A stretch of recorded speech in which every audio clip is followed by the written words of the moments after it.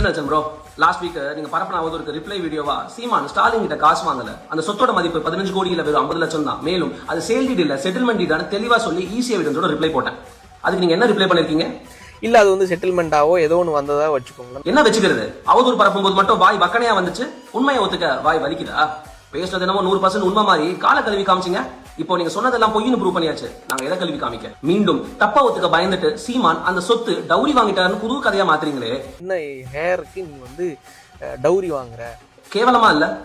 சீமான் election டிக்ளரேஷன்ல wife assets காட்டுனது டவுரின்னு சொல்றீங்களா? அடடே, லா படிச்சுட்டு இப்படி சூப்பரா கதை எழுதுறீங்க ப்ரோ. நீங்க ரீல்ஸ் போடுறீங்க சரி, அதுக்குன்னு பேசுறது எல்லாமே ரீலா இருந்தா எப்படி bro? Let's educate you.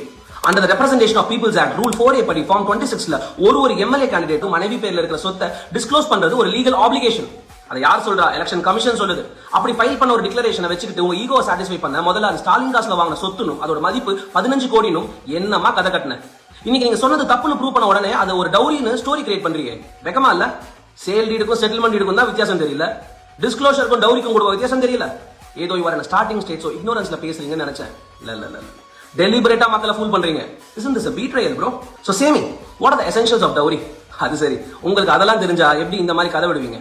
Let's talk about the basics of law. ஒரு தவறு நடக்குதுன்னா அங்க பாதிக்கப்பட்டவனு ஒருத்தன் இருக்கணும். இங்க யார் பாதிக்கப்பட்டிருக்கா? எனக்கு தெரிஞ்ச சீமான் அவர்களின் மனைவி இப்படி ஒரு கம்ப்ளைண்ட் சொன்னதே இல்ல. In fact, she is a true soul standing for him. வைஃப்க்கே இல்லாத கவலை உங்களுக்கு ஏன் bro? This isn't interpretation, this is interference. மூக்கு நுழைக்கிறது, முந்திரி கொட்டத்தனம். கம்ப்ளைண்ட் இல்லாம டவுரின்னு பேசுறது is nothing but a defamatory allegation. உங்க மேல் ஈகோவை சாட்டிஸ்ஃபை பண்ண உங்க ஃபாலோவர்ஸ் எல்லாம் முட்டாளாக்க மக்கள் கிட்ட ஒரு பொய்யை பரப்பலாமா? Under the Dowry Prohibition Act நீங்க சொன்னது டவுரியே கிடையாது.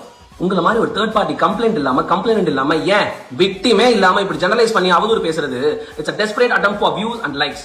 If there is no victim, there is no crime. Nelson, நீங்க உண்மையாலுமே அட்வொகேட்டா இல்ல குட்ட கொலை ஒரு கண்டென்ட் கிரியேட்டரா? நீங்களே முடிவு பண்ணிக்கங்க.